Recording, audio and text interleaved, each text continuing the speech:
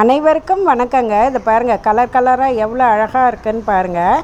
இதை வந்து table rose அப்படின்னு சொல்லுவாங்க. இல்லைனா நாங்கள் சின்ன வயசுலலாம் பட் ரோஸ்ன்னு தாங்க இதை சொல்லுவோம். ஏன்னா பட்டு மாதிரி இருக்குங்க இதனுடைய இதழ்கள். இதில் எல்லா கலரும் இருக்குங்க. அது இல்லாமல் இப்போ கலர் கலராக இருக்கிறதெல்லாம் கூட நல்லா வருதுங்க. இதுவும் காலையில் மொட்டு வச்சு சாயந்தரம் ஆனால் வாடிடுங்க. இப்போ இது ஒன்றுமே பண்ண வேணாங்க. ஒரு சின்ன சின்ன கிளைகளை உடச்சி நம்ம மண்ணுக்குள்ளே நட்டு வச்சாலே போதுங்க. அழகாக பூ எடுத்துருங்க. பாருங்கள், கலர் கலராக எவ்வளோ அழகாக வந்திருக்குன்னு. நான் இப்போ கொஞ்சம் முன்னாடி நிறைய வச்சுருந்தேங்க. இப்போ கொஞ்சம் உடச்சி அங்கங்கே கொத்தி வச்சுருக்கேங்க. இது பார்க்கறதுக்கும் ரொம்ப அழகாக இருக்குங்க. எங்கள் வீட்டில் நிறைய கலர் இப்போ வச்சுருக்கோங்க. இதை நிறைய பேர் கேரளா அந்த மாதிரி சைட்லேருந்து கூட வரவழைக்கிறீங்க.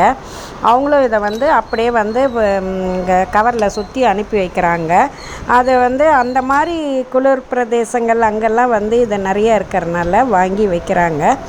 ஒரு மாடியில் அங்கங்கே ஒரு தொங்குற தொட்டியில் நம்ம இதை வச்சா கூட ரொம்ப அழகாக இருக்குங்க. அதே மாதிரி குச்சி நிறைய நம்ம உடச்சி குத்தி வச்சாலும் ஃபுல்லாக நிறைய பார்க்குறதுக்கு அழகாக பூக்குங்க.